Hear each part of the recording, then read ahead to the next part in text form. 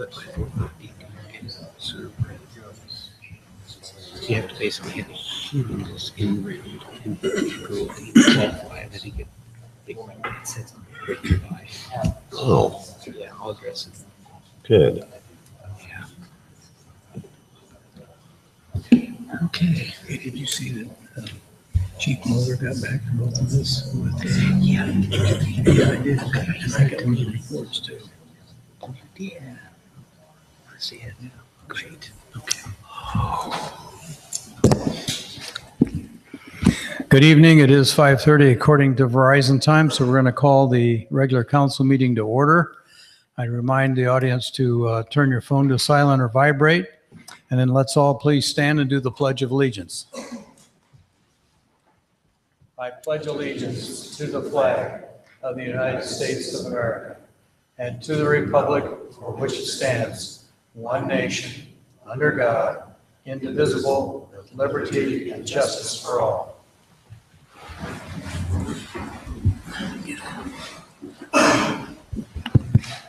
Chris, would you take the roll, please? Councilmember Stevens? Here. Councilmember Strebe? Here. Councilmember Berg? Here. Councilmember Dowie? Here. Councilmember Rowe? Here. Mayor Lazio? Here.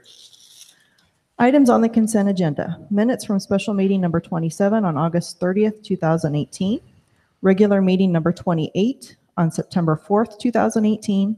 And special meeting number 29 on September 7th, 2018 as presented.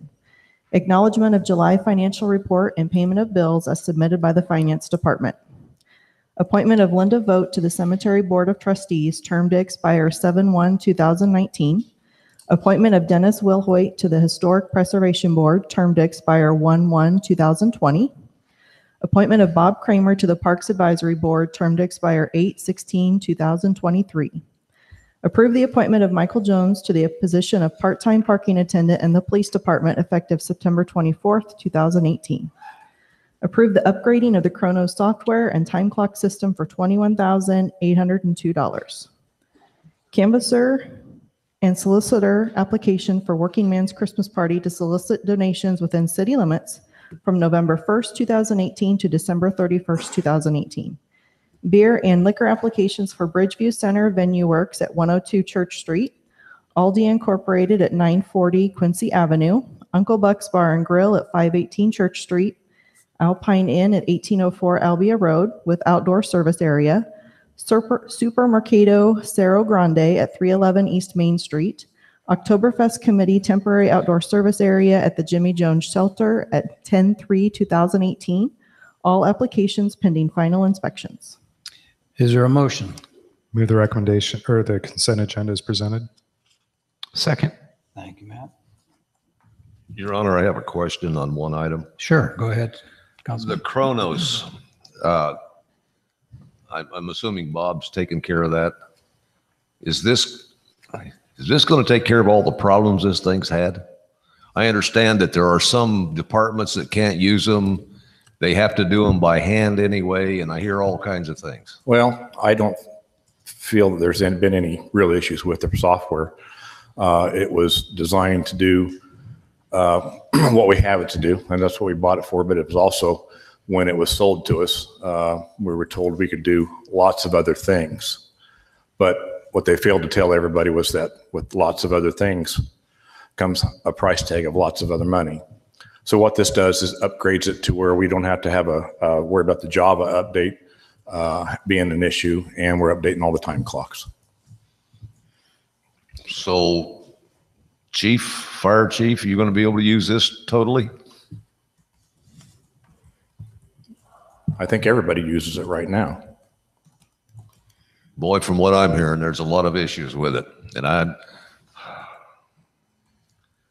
guess, I don't know. I have an opinion the dang thing shouldn't have been bought in the first place, but that's just my opinion. Any other comments or questions? Okay, take the roll, please. Councilmember Stevens? Yes. Councilmember Strebe? Yes. Councilmember Berg? Yes. Councilmember Dowie? Yes. Councilmember Rowe? Yes. Okay. Item C, I need an approval for tonight's agenda. So moved. Second. Give that to Holly. Okay, take the roll. Councilmember Stevens, Yes. Councilmember Strebe, Yes. Councilmember Berg, Yes. Councilmember Dalby, Yes. Councilmember Rowe. Yes. Item D, before we get into those reports, I just want to ask the council's indulgence that we move item 4 to J1, which is later on the agenda. So I'm going to turn item number 1 over to Andy Morris and let him introduce our guest for the night and give us an update. Mr. Mayor and Council, the first item you see under the reports from city officers, boards, and commission is TJ Heller, the Director of Partners in Progress, or GoPIP. He's going to give an update presentation tonight on the SMID district. And Mayor, with that, I'll turn the microphone back over to you. Okay, thank you. Good evening, TJ. Come on up, and nice to have you here and give us your information. Well, pleased to be here. Thanks for the opportunity to speak about SMID. Real quick here, this is really a courtesy sort of update. I'm not filing or petitioning anything today. This is strictly just to give the council and the group here an update on what we're doing with SMID right now. So essentially, just to start from point A and get to point Z, the reason for SMID is with all the progress we've made on Main Street, I think it's important to be able to sustain that long term. And one of the ways to do that is creating a SMID district. And for those who are not quite sure what SMID is, it's this, I compare it to HOA dues you would see in a neighborhood. Essentially, it is a levy on the assessed value of commercial property that only the commercial property owners would pay. This does not affect residential within this district. This does not affect business owners unless they also own the building. So this is strictly for the commercial property owners within Main Street District. So essentially, they would pay either a $1, $2, or $3 tax levy on the assessed value of their property. So say their property is worth $100,000 and they're in the $2 levy tax area. That would be an extra $200 a year in property taxes that would go into a restricted fund. This is not a socialized tax. This money is only to be used within the Main Street or SMID district, which is the Main Street district. In order to file a petition to the planning and zoning, we partner with the city and we're still working through it. Through all the questions, I think we've satisfied them all. I haven't had anything lately. So from that standpoint, we continue to move forward. For this to pass, you have to have at least 25% of the property owners and 25% of the total assessed value in order to, and that's a state statute, in order for the petition to move forward. Right now, as we speak, we've got 30% of the property owners on board, and we haven't talked to everybody yet. And we've got over almost 60% of the assessed value approved. And again, the threshold for each was 25%. So right now, we have satisfied the requirements.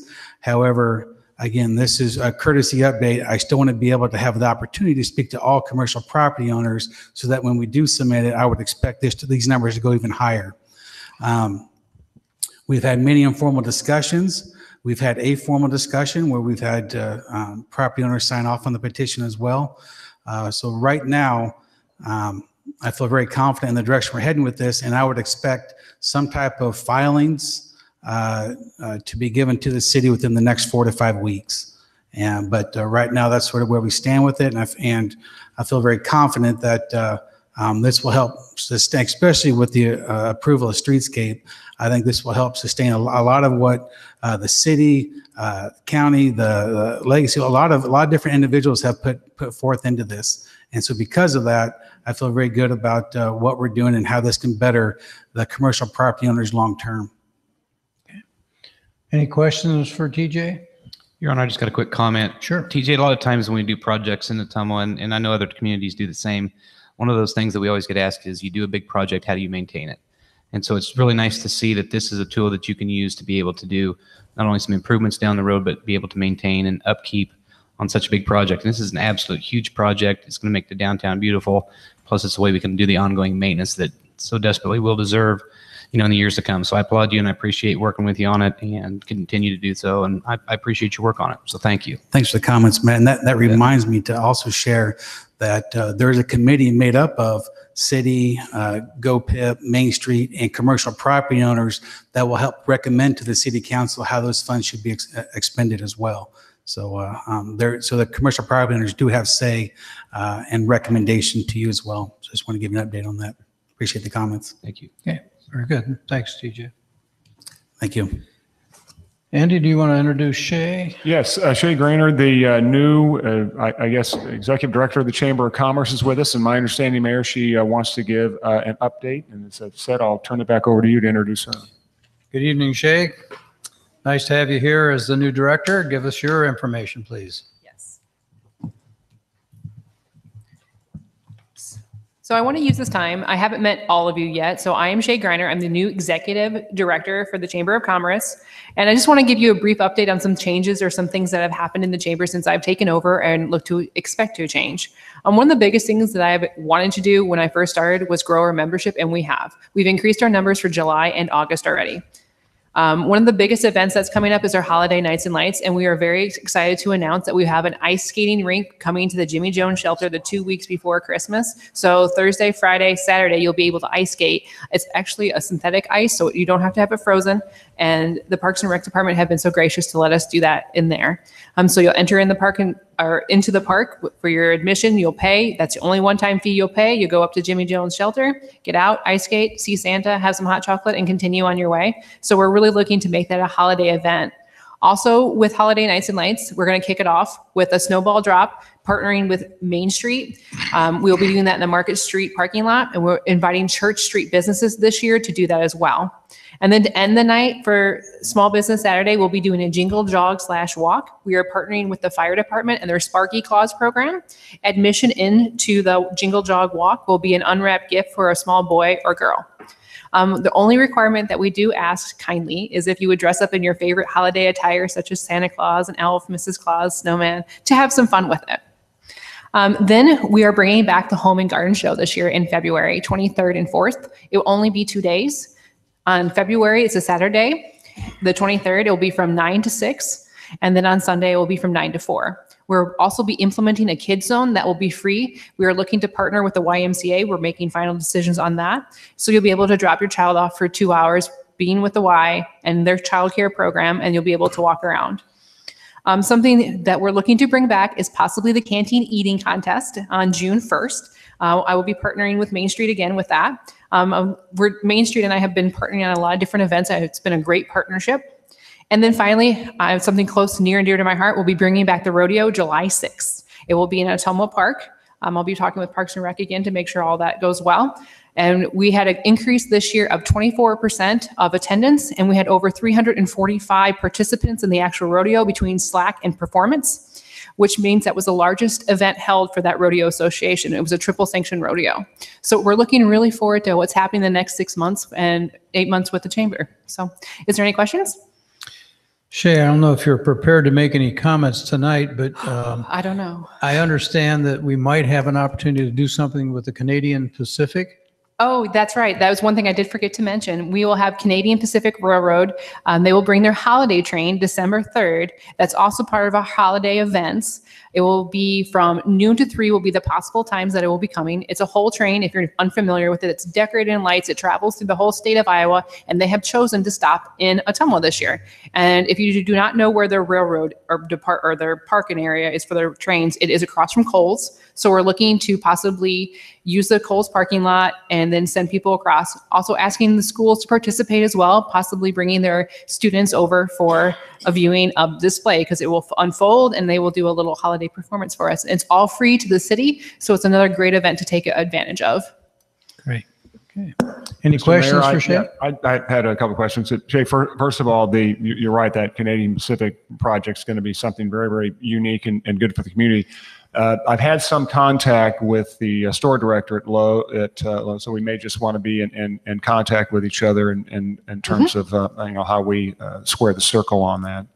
But anyway, the other item I just wanted to pick your brain a little bit about, and not to catch you flat-footed. I know Councilman Dalby and I've talked about this a little bit, and that would be the idea of essentially a commercial roundtable. In the past, we have an industrial roundtable, and what we do on really on 3 times a year, meet with the elements of the industrial community and find out what they like and what they don't like.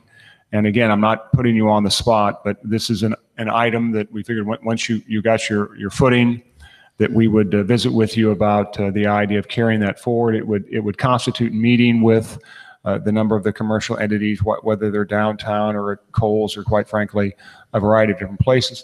And representatives of the city would be more than happy to assist. I know I can speak for myself. I believe the mayor would as well, if you want to get that committee off the ground when you're done ice skating. So this isn't something that's already established? It needs to be established? It needs to be established, but there's a pretty good model that's in place right now with the industrial roundtable. I'll be happy to share with you how that operates, but it's a good way to find out what the commercial entities like and don't like about what the city may be undertaking at a particular time. We'd be happy to work with you on that.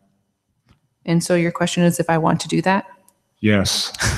You don't have to give us an answer now. Okay. It's a lot to unpack. It would be something I would be interested in, but I would definitely like to talk with you and possibly Councilman Delby to find out a little bit more before I actually agree to it. Sure. That's fine. Okay. That's all I had, Mayor. Thank you. Okay. Thank you. Thank you, Andy. Thank you, Shay. And we'd love to have you come back on a regular basis and give us updates periodically, because we need to work closely with you as our retail representative, and anything we can do to help your job go easier, I think will be good for our downtown business too. Well, all of you volunteering would help my job go so much easier. Okay. Thank you. Thank you. Next, we have veterans, and do you want me to do that, or you? Mayor, I'll turn that over to you if that's all right. Terry Bradley is the Veterans Affairs representative, and Terry brought a report for us. So Terry, step to the microphone and you can tell us what you have in your packet.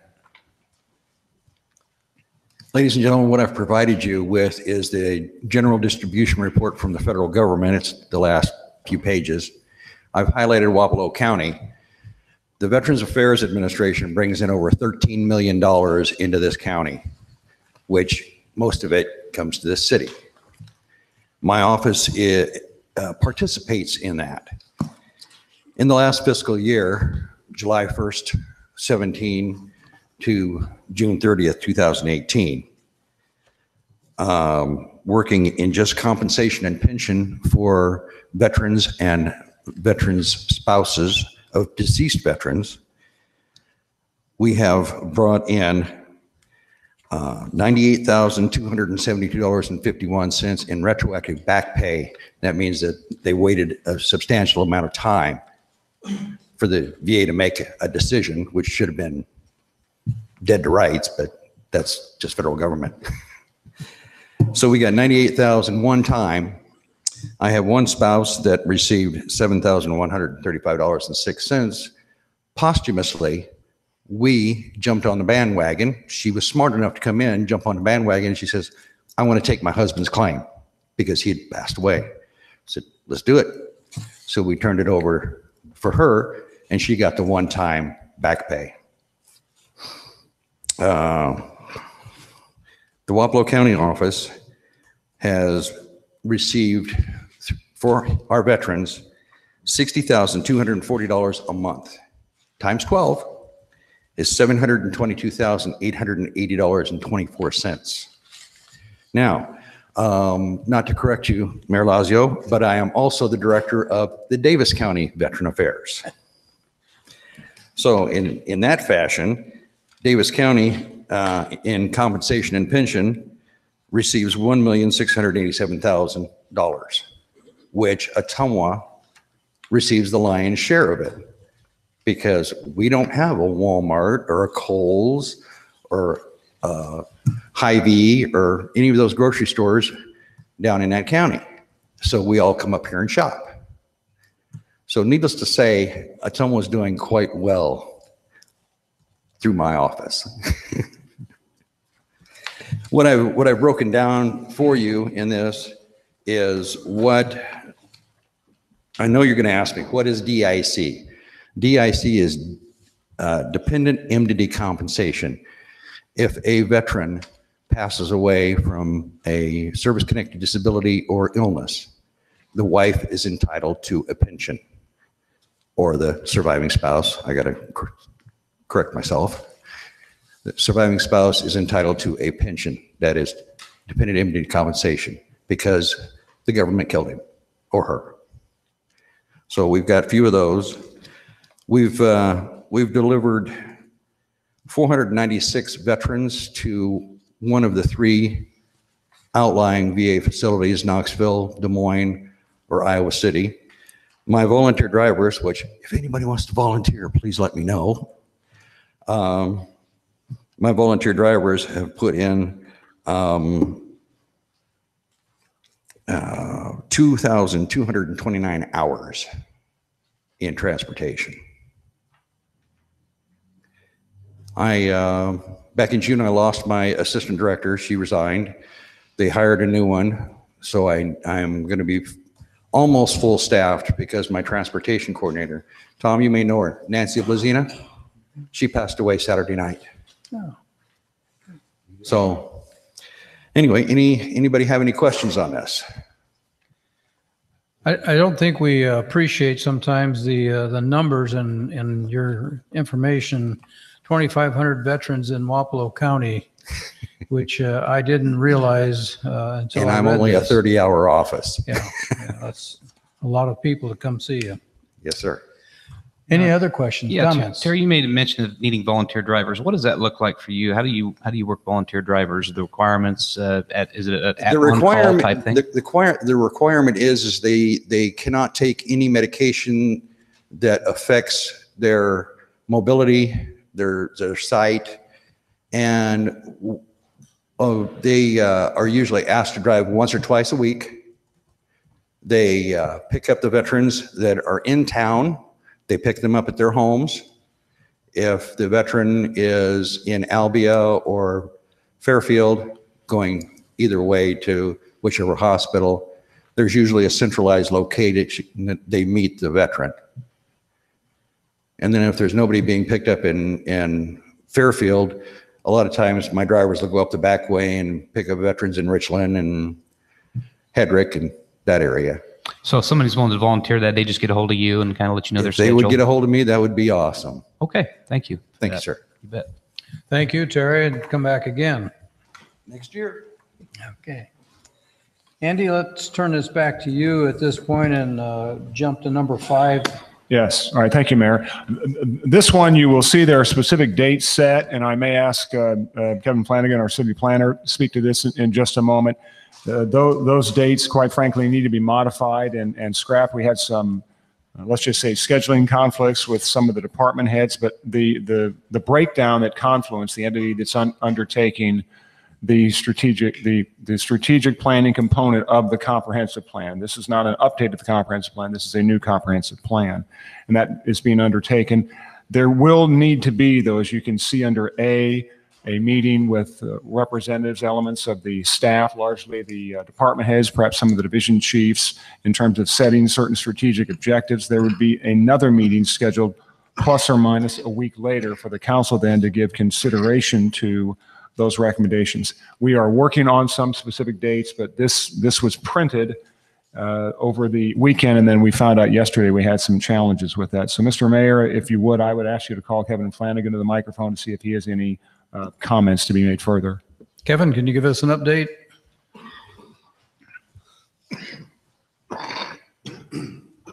Thank you, Your Honor. I believe Andy pretty much covered it. We were hoping to do this on the 9th and the 29th. It's necessary that the department officials get together and do it first, of course, and we'll be giving what is our analysis of our comprehensive plan initiatives, those key things that we want to do on every year of the next 5-year short-term planning schedule. This will coincide with our capital improvement planning that the city is undertaking presently right now too. The two should be compatible. And then we'll bring those recommendations to council members, as Andy said, 3 weeks later, preferably on a Saturday morning around 9 to 12 or 1. Council would meet, and department heads would be there as well to advise and answer questions. And we coordinate it that way, and we come out of it hopefully with things we're dedicating to doing for the next 5 years, those 2 or 3 key initiatives and and departments, and we agree on those, and that becomes component part of the comprehensive plan. So we have to get our work done first. We're hoping that we'll get these meetings scheduled in mid-October or at the latest, probably early November. But we know that is, of course, November's tough on meetings, so hoping to get that in October. Waiting for 3 dates from our consultants, Chris Shires. So hopefully we'll get that together as soon as possible and be able to get those dates to you guys.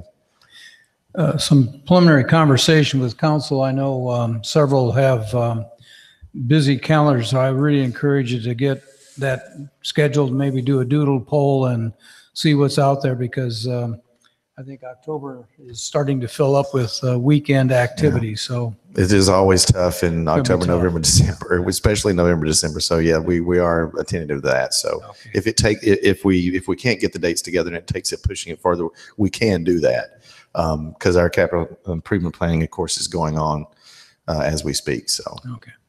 Any questions for Kevin? Thank you for that update, thank Kevin. you. Mr. Mayor, the next item, you see item number 6, and I actually have one other item I penciled in after that. The item you see under number 6 is the rescue fees for pit bulls, and this came up, you recall, at the previous council meeting we had regarding the rescue entities. This is not a legislative decision, it's an administrative decision that I can make through my office. Let's just to put this in context a little bit, and Tony Keith and I talked about this earlier today.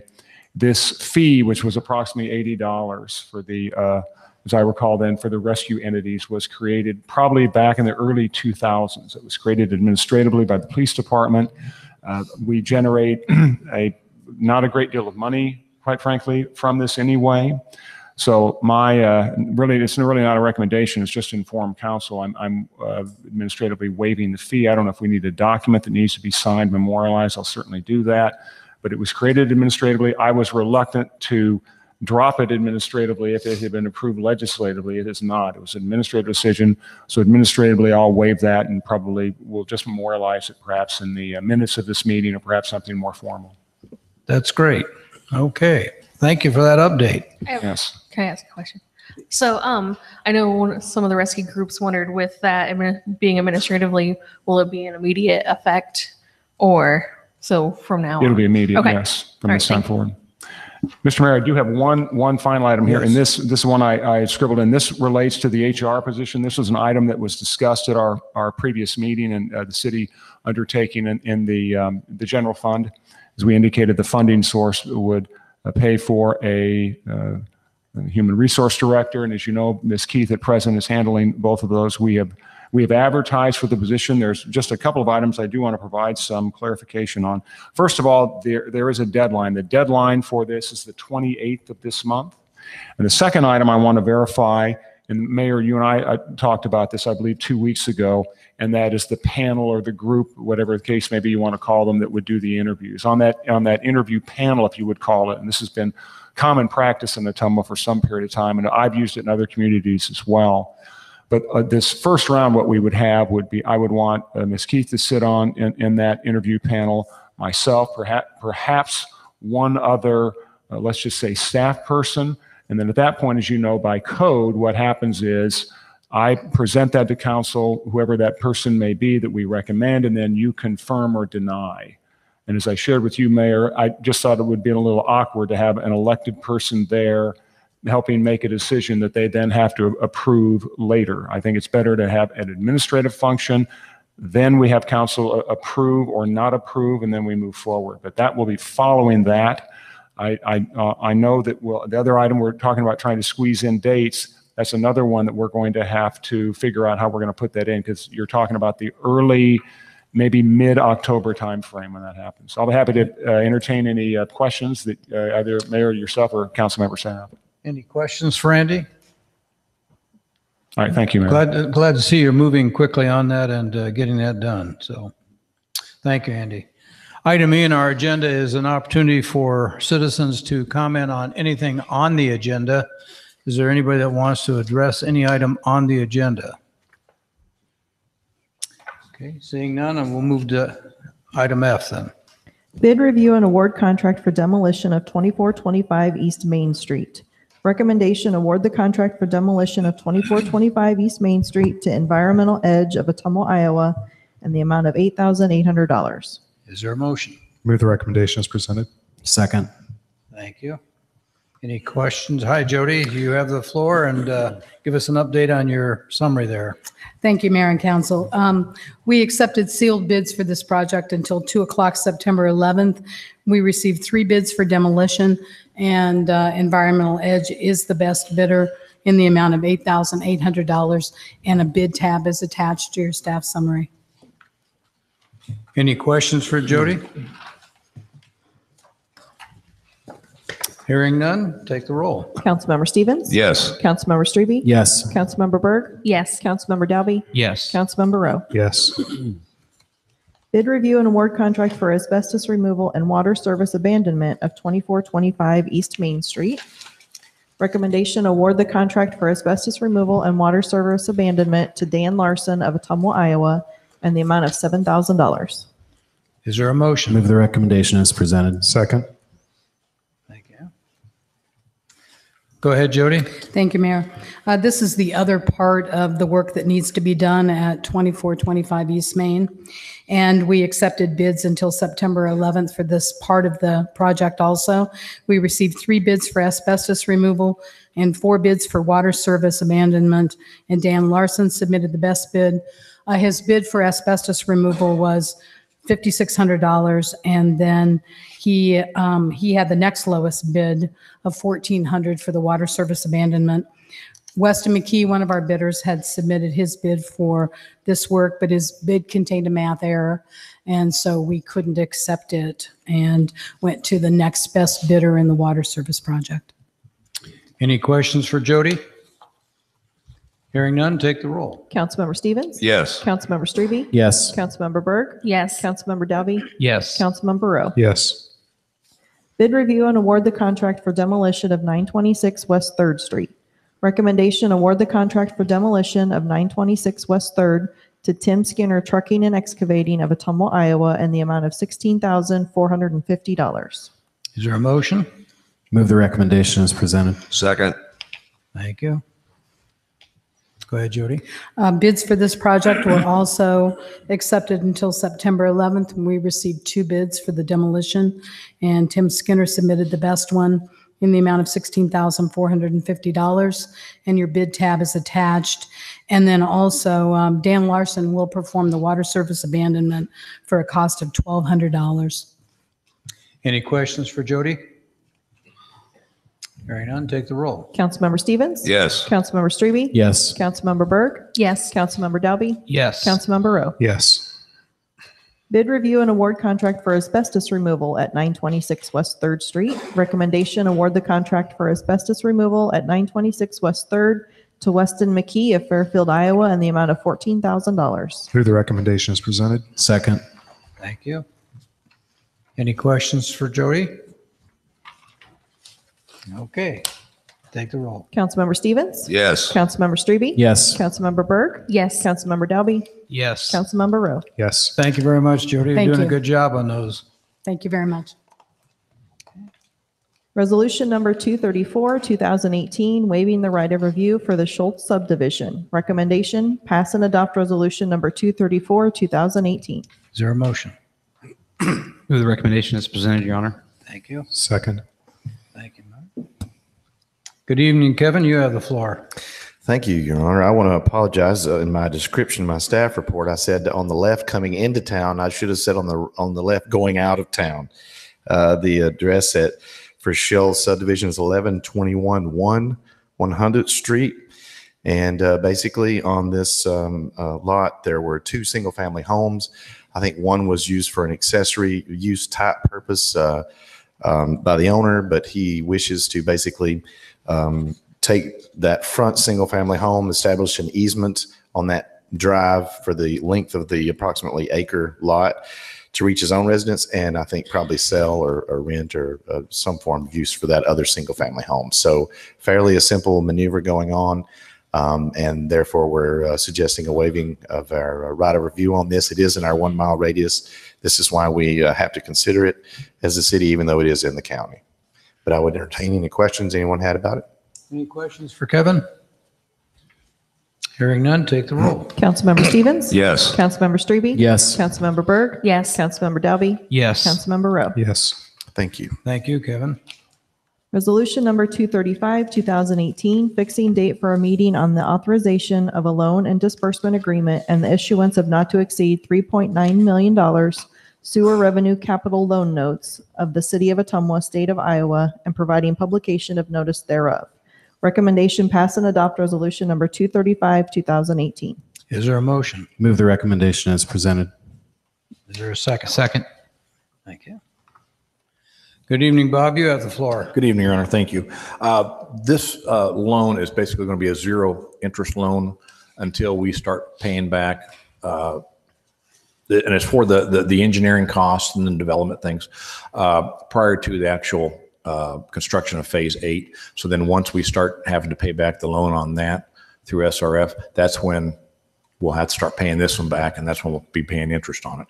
But right now, it's we've used them in the past to do the planning and development and engineering costs through the SRF Association with 0% interest. So it's a pretty good deal for the city on this. This will be for phases or divisions 2 on and farther out, though it will cover some of the cost of Division 1. It potentially cover the cost of some of Division 1. Anyway, so we're setting the ball, getting things in motion to get this ready to go so that once we get to the point where we need to draw down on this, it's just a matter of making a phone call and getting that taken care of. So a public hearing is required by law prior to the issuance of sewer revenue capital loan notes. These notes will be used to finance the engineering and other costs of the upcoming Phase 8 sewer separation project. The public hearing date will be October 2nd, 2018 at 5:30 p.m. So the first council meeting in October. Any questions for Bob? Okay, take the roll. Councilmember Stevens? Yes. Councilmember Strebe? Yes. Councilmember Berg? Yes. Councilmember Dalby? Yes. Councilmember Rowe? Yes. Bob, I might mention, while I was in Council Bluffs for the League of Cities meeting, I ran into Larry and Maggie Spear, who are part of Spear Financial. And they were very complimentary of your work and both doing our financial department and bond requisition. And they had nothing but great things to say about how well prepared you are. And you did a good job with Moody's this year. And I think they volunteered that, which was something I did not ask them about. But I think, again, it's just a testimony to the good work you do for the city. So I just wanted to say thank you. Thank you very much. I'll send them an email. Okay. Thanking that. Mm-hmm. Resolution number 236, 2018, approving change orders number 10 and 11 and accepting the work as final and complete for Market Street Bridge Deck Replacement Project. Recommendation pass and adopt resolution number 236, 2018. Is there a motion? Move the recommendation as presented. Second. Thank you, Howie.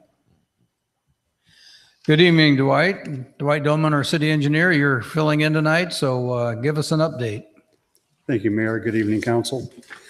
The Market Street Bridge Deck Replacement Project was awarded to Iowa Bridge and Culvert of Washington, Iowa on January 7th, 2014. Due to high water, construction was extended.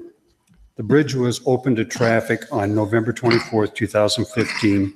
High water continued to plague the project, the progress of this project, slowing down form removal and finalizing the project. Change order number 10 consists of finalizing sidewalk replacement quantities, resulting in a reduction of $6,838.50. Change order number 11 finalizes remaining quantities for all overrun and underrun bid items for the project for an additional $15,842.40. Iowa Bridge and Culvert has completed the above referenced project according to the plans and specifications.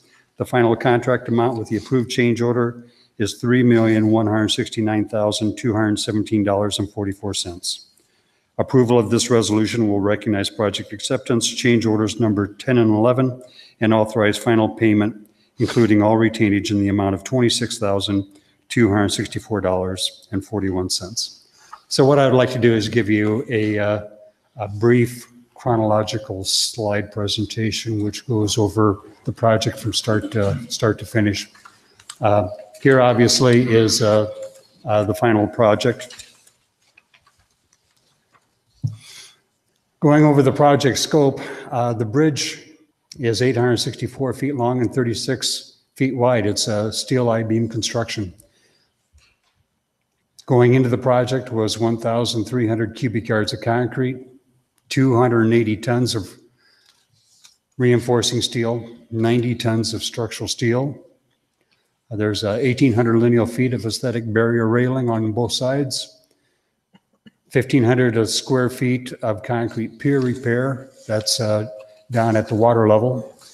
And then there was 9 cubic yards of lead paint removal and disposal. The picture up on the upper left is before the project even started back in 2013. And then those other pictures are different phases or different progress of the demolition as it went forward. As you can see, the water level is pretty low. From what I understand, the start of the project precedes me, but from what I understand, for several years prior to the start of this project, the water in the Des Moines River was so low that many people said that you could just simply walk across it. And it seems like as soon as we started that bridge project, then the water started coming up. So here's some more pictures of some of the work that was going on. The top 2 pictures of the structural steel after the concrete deck has been removed. And then to the right of that is some form work as they're working on the piers. And then the bottom 2 pictures you can see is where the water started coming up. You can see that bridge structure for the causeway. The water is already coming up below that. And then that lower right-hand corner of that picture, the water has been so high that it completely covered that causeway bridge structure. Again, here are some more repairs on the pier and down below at the bottom. What the contractors had to do was build a little coffer dam out of the concrete debris so that they could get at it, get it dried out so that they could work on it, doing the demolition and repairing it with cementitious material. The picture on the left shows there was a lot of epoxy crack repair.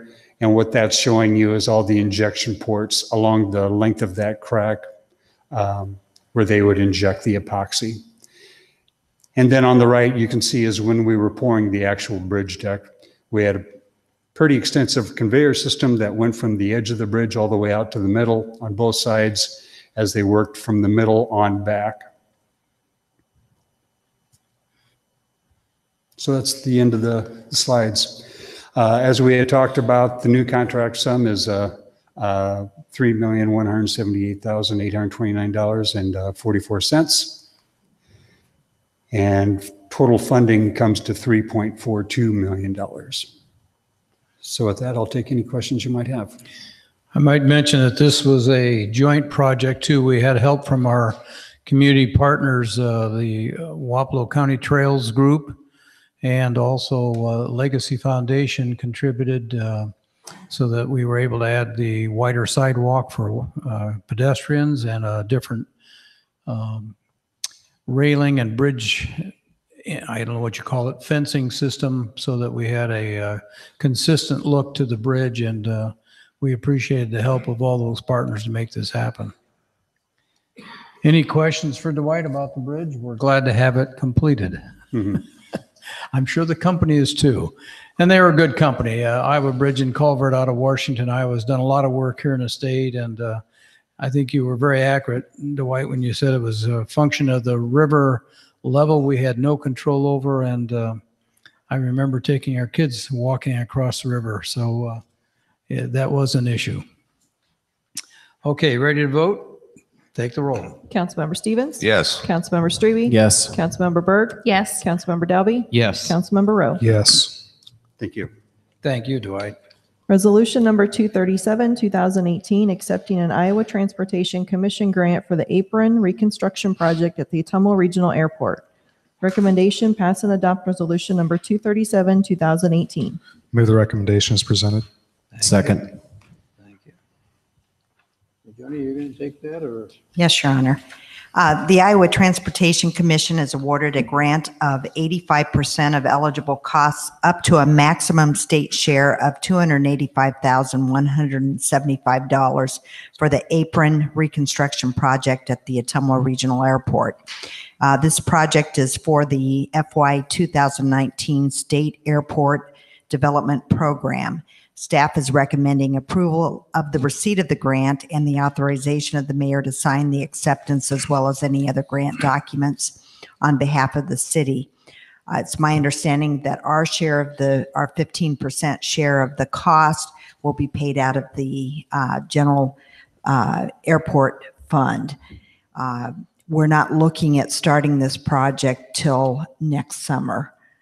Or the next fiscal year, I think after July 1 of 19, this project will be started at that point in time. And I've attached a copy of the grant agreement. Any questions for Joni? Hearing none, take the roll. Councilmember Stevens? Yes. Councilmember Strebe? Yes. Councilmember Berg? Yes. Councilmember Dalby? Yes. Councilmember Rowe? Yes. Resolution number 238, 2018, approve change order number 1 for the East Main Reconstruction Project. Recommendation, pass and adopt resolution number 238, 2018. Is there a motion? Move the recommendation as presented. Second. Give that to Mark. Good evening, Dwight. Go ahead. Thank you, Mayor. This change order includes 5 different items, and I'll be reviewing them individually. The first item on the agenda is the modified structure of MH1. This is there's an existing brick sewer that was under Jefferson Street, and the invert elevation was higher than initially thought. And there was also a 6-inch gas main that was running interference with the project, and or I should say with the planned storm sewer connection. The upper precast sections that were originally specified wouldn't be able to work because of the change in that elevation because of the invert, so they had to be formed and hand poured. That total amount comes to an add of $4,290. The second item is to remove the railroad tracks. We cored that project prior to starting, but we didn't find any evidence that tracks were there. Leaving them in place would interfere with the subgrade and subbase compaction.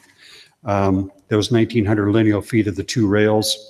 So removal of that comes to $32,385. The third item is colored stamped crosswalks. Instead of the painted crosswalks, we went to these reduced maintenance crosswalks that will match what's going to be going on into the streetscape project to the west. That comes to be an additional $19,939.20. The fourth item is trench compaction testing. Trench compaction was not considered in the original scope of the project, but due to all the trenches that were constructed, we felt it'd be best that we did do some compaction testing. And so to bring the consultant on to do that, brought an addition of $14,061. And the last item is the addition of subgrade stabilization material, the polymer grid, or we call it geogrid. Because of all the trenches, there was a lot of potential for differential settlement. The addition of the geogrid would help minimize that risk. That was an addition of $1,509.05. So the total amount of this change order is $72,184.25, which brings the contract amount to $2,879,257.48. Very complete. Any questions for Dwight? Okay, hearing none, take the roll. Councilmember Stevens? Yes. Councilmember Strebe? Yes. Councilmember Berg? Yes. Councilmember Dalby? Yes. Councilmember Rowe? Yes. Thank you. Thank you, Dwight. At this time, is there anyone in the audience that wants to address the council on any item of city business? Okay, all right, seeing none, we'll move on. Would like to inform the council that this past month, it's National Recovery and Substance Abuse Month, and did sign a proclamation on handed it to, we had a group of about 7 providers and vendors in the room 108 for that signing, and just want to again compliment them for the good work they do in our community. This past weekend was a busy weekend. We had the Alzheimer's Walk, and our own Matt Milner was chairman of that group, and they raised a lot of money for the walk itself, but for the national movement. And it's a very debilitating disease that affects an awful lot of people here in Iowa. I just was not aware of how many people, and we are the 5th highest state in the country when it comes to Alzheimer cases. So again, something we want to support and work with.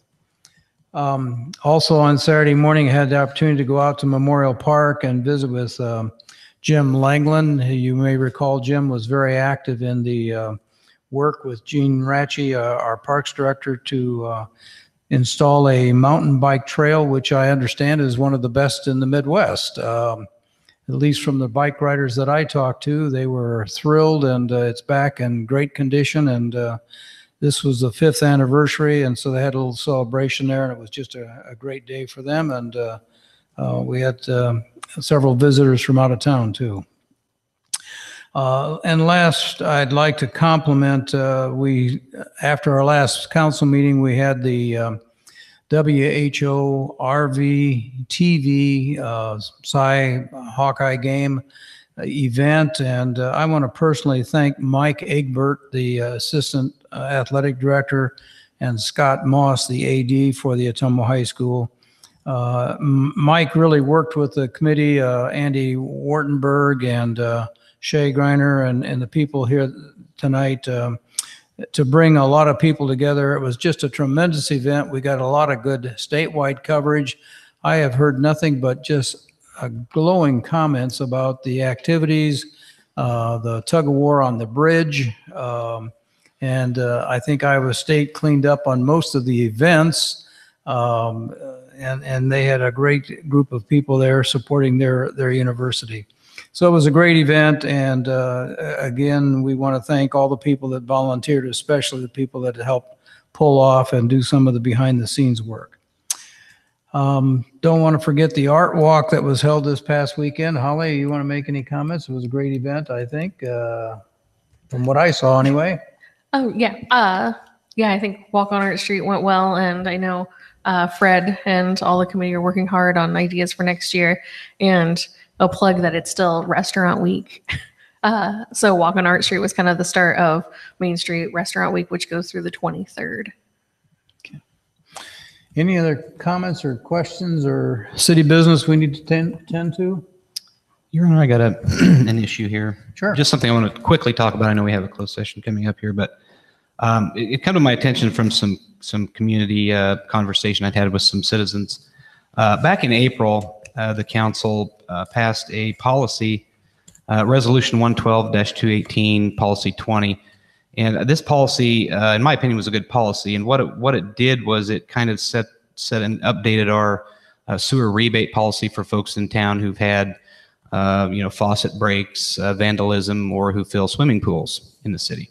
And they're entitled to, if they use up to a certain amount of water, a sewer credit. And we've had this for a long time in Ottumwa, but it got to the point, I believe, where folks were requesting credits for small pools, little pools, blow-up pools you could buy at the local retail stores that really didn't move the needle much. And it took a lot of staff time to go out and take pictures and try to apply the rebate. And so it took a lot of money and stuff for staff to do that. So I think the intent of this policy was to try to clean that up and give that rebate to larger pools, above ground pools that had a larger amount of water. However, I've received some complaints from folks who have sizable pools of both above ground and one below ground, who this year did not get a credit. And so looking into it, doing some quick math on it, the way the policy reads, and I think there's 4 parts to this policy, all of which are great and do the job, except for part 3, which addresses the swimming pool. And it says, in the case of a swimming pool, the minimum in excess water usage of 20 units or greater in excess of the previous 12 months average. And so you easily look at your water bill, figure out your 12-month average, and then if you're 20 units over that, then you qualify for a rebate. If you aren't, you don't get a rebate. And if you take 20 units times 750 gallons, that really means that unless you have a pool that is 15,000 gallons or bigger, you no longer get that credit. And what that amounts to is, just to give an idea quickly to the public, a 25-foot wide pool by 4 foot or over 52-inch is only 13,000 gallons. And that's a very large outdoor above ground pool. And that was one of the citizens I talked to. That's a pretty sizable pool. That, for instance, comes up to my neck and is 25 foot wide. So I think we kind of got a good policy here, but I think what we did was we kind of alienated the folks who really the intent was to give those folks a credit. So I would like to see, if the staff and council would allow to revisit that policy and maybe bring that threshold down slightly to include those folks who have these, large swimming pools, who I think was the intent to include, but I think we just got the math a little wrong on. Or, maybe go back to setting just a standard gallon size for these pools at, 12,000 gallons, something reasonable staff feels that's more appropriate, because I think we've kind of just limited it to very, very large in-ground pools instead of what we really intended. So that's all I have. And one more item, Mayor, I just wanted to call attention to and congratulate you on your new status as president-elect of the Iowa League of Cities. And I don't think very many people that's held your status as mayor has ever achieved that level of service. So I appreciate it and congratulations on that. Thank you very much. Well deserved. Yeah. Well, I think for your first item on the pool, why don't we refer that to our staff and let them look that over and work with Bob and Larry and Andy and Joni and come back with a recommendation to whether we alter the policy or leave it the way it is. And if you have time in the next 30 to 60 days, we're out of the swimming pool season right now. So, but I think that's worth reviewing. So anything else? Okay, then we're going to officially recess at 6:25 and go into a closed session meeting downstairs in room 108. So we'll take a 5-minute recess and meet downstairs.